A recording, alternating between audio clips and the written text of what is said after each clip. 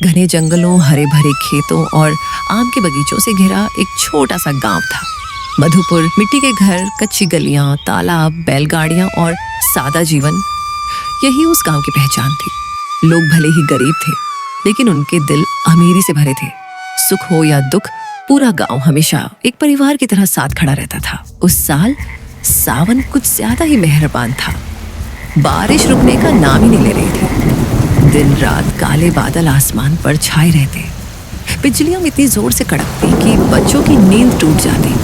तेज हवाएं पुराने पेड़ों को झुकाने लगी थी और लगातार बरसते पानी ने पूरे गांव को चिंता में डाल दिया था।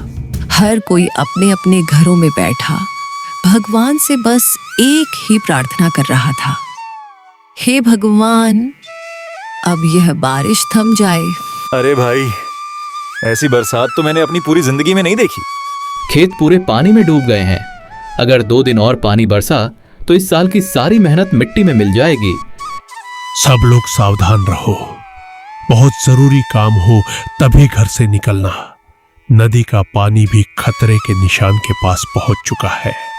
और सुनो, बरगद वाले जंगल की तरफ भूलकर भी मत जाना। क्यों दादी? क्योंकि ऐसी बरसाती रातों में वहां कोई जाग जाता है। पूरा चौपाल एकदम शांत हो गया। बरगद के सबसे ऊंचे पेड़ पर एक छोटी सी चिड़िया रहती थी। उसका नाम था चींची। हर साल बारिश आते ही उसका घोंसला टूट जाता था। हे भगवान, क्या मेरा अपना घर कभी नहीं होगा? इतने में तेज हवा का झोंका आया। बरगद की डाल हिलने लगी और उसका घोंसला टूटकर नीचे गिर पड़ा। अब मैं कहाँ रहूं? बारिश में भीगते हुए कुछ बच्चे वहां पहुंचे। अरे देखो, फिर इसका घर टूट गया। बेचारी हर साल यही दुख झेलती है। काश मैं इसके लिए ईंट वाला छोटा सा घर बना पाता। अगर मेरे पास बहुत सारे पैसे होते तो मैं इसे सबसे सुंदर घर दिलाती। चींची बच्चों की बातें सुनकर भावुक हो गई। उसी समय हवा का रुख अचानक बदल गया। बारिश के बीच एक अनोखी खुशबू पूरे जंगल में फैलने लगी। वह खुशबू थी ताजी काजू कतली की। बारिश के बीच मिठाई की खुशबू। ये बात किसी की समझ में नहीं आ रही थी। कुछ ही देर बाद सफेद कपड़ों में लिपटी एक बूढ़ी औरत धीरे धीरे गांव की ओर आती दिखाई दी। एक हाथ में पुरानी लकड़ी की छड़ी और चेहरे पर रहस्यमयी मुस्कान। अम्मा, आप कौन है? एक मुसाफिर जो रास्ता भटक गया है। इतनी भयानक बारिश में जिसे उसकी मंजिल बुला ले, उसे आंधी और बारिश कभी नहीं रोक सकती। बूढ़ी औरत की नजर भीगती हुई चींची पर पड़ी। वह उसके पास गई। क्यों रो रही हो नन्ही? हर बारिश मेरा घर छीन लेती है। अगर मैं तुम्हें ऐसा घर दूं जो कभी न टूटे। क्या सच में ऐसा हो सकता है? हो सकता है, लेकिन एक वादा करना होगा। कैसा वादा? जब तक मैं वापस ना आऊं, उस घर का दरवाजा कभी मत खोलना।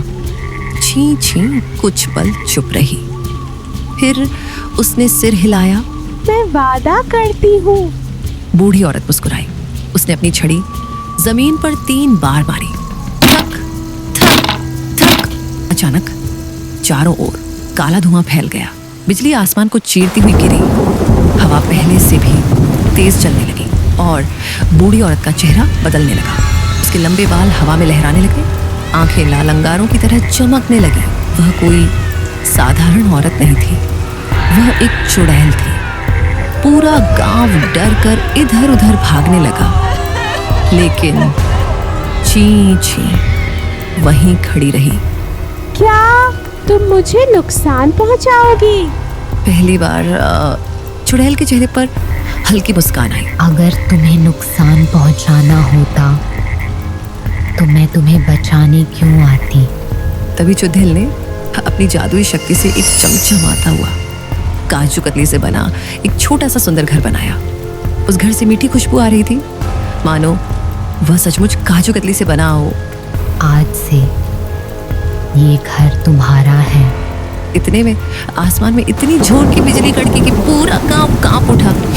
लेकिन किसी को नहीं पता था उस काजू कतली के घर के अंदर एक ऐसा रहस्य छिपा था जो पूरे मधुपुर गांव की किस्मत हमेशा के लिए बदलने वाला था।